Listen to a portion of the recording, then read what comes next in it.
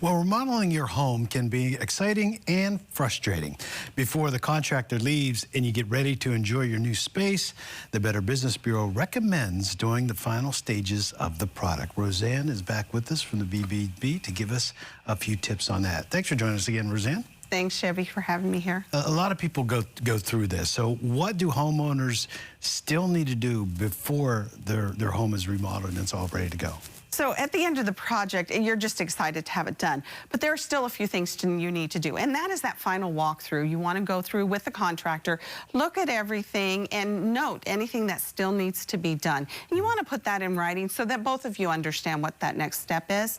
But also find those registration forms for all of those new items, especially your appliances, and they'll have warranties. So you want to fill those out, you want to get them registered, but I recommend put it in a book, all of those warranties, because if you're like most of us, you stick it in a drawer and you forget where you put it. Yep. So put it all together in a binder.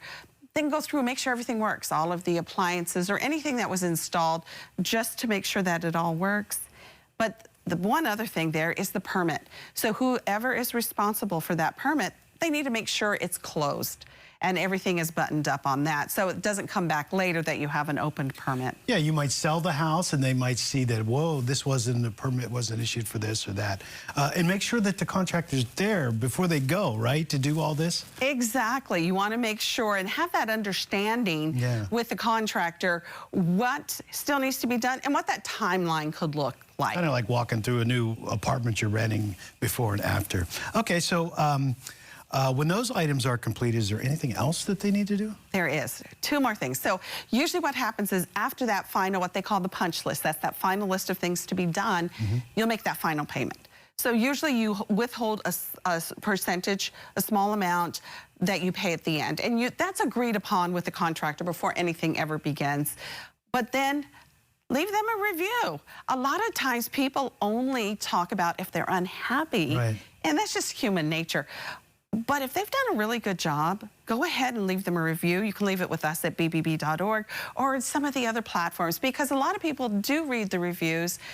And if they've done a good job, you do want to acknowledge it. And I want to see a good review from someone, because that might help other people. I always love to leave reviews, especially if they do a great job.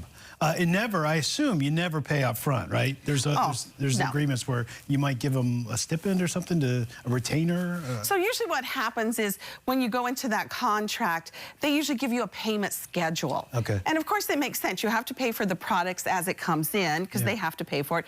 And then they usually bill for the labor in different chunks. But a reputable contractor, someone you trust, will have that payment schedule for you, so you know exactly when those payments are due. But never pay anybody for a complete project like that, all of it up front, because that's where people fall into a trap. Yeah, because I've heard about this a lot, where contractors leave and you don't realize they didn't do a lot, and a lot of it could be hidden. If it's an electrician, there could be stuff that, behind the walls that you don't know isn't done.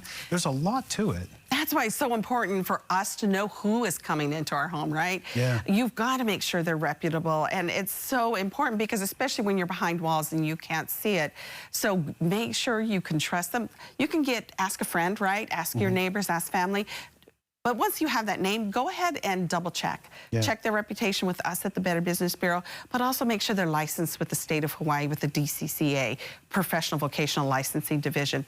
That is very important. And I assume you have some more information on this on your website? Of course, we always do at bbb.org. Awesome. Thank you, Roseanne. We really appreciate it. That'd probably help a lot of people.